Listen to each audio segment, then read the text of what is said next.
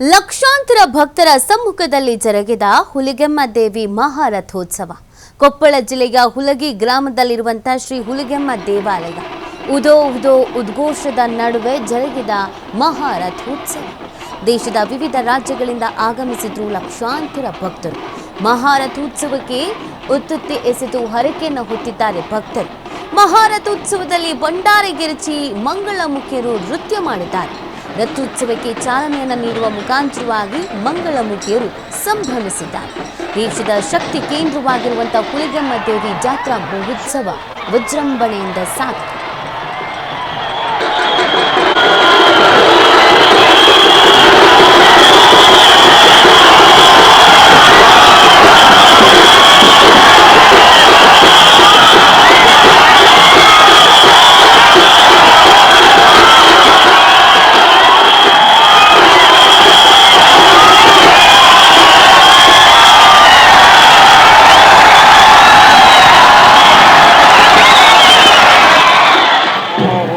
ದೇವಸ್ಥಾನದ್ದು ಇವತ್ತು ವಾರ್ಷಿಕ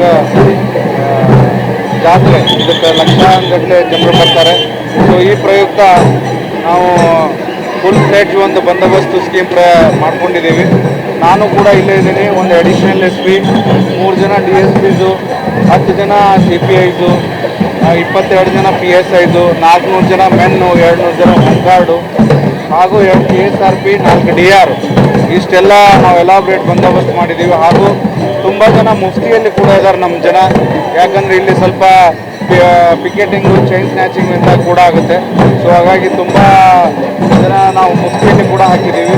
ಯಾವುದೇ ಥರದ್ದು ಏನೋ ಘಟನೆ ಆಗಲಾರ್ದಂಗೆ ನಾವೆಲ್ಲ ವ್ಯವಸ್ಥಿತ ಮಾಡ್ಕೊಂಡಿದ್ದೀವಿ. ಪ್ರತಿ ವರ್ಷವೂ ಇಷ್ಟೇ ಸಂಭ್ರಮದಿಂದ ಆಗುತ್ತೆ. ಎಲ್ಲರೂ ಬಂದು ನಮ್ಮ ಹುಲಿಗೆಯಲ್ಲಿ ತೇರು ನೋಡ್ರಿ, ಜಾತ್ರೆ ನೋಡ್ರಿ. ಬಹಳಷ್ಟು ಸಂಖ್ಯೆ ಬಂದಿರುತ್ತೆ. ನೋಡೋಕೆ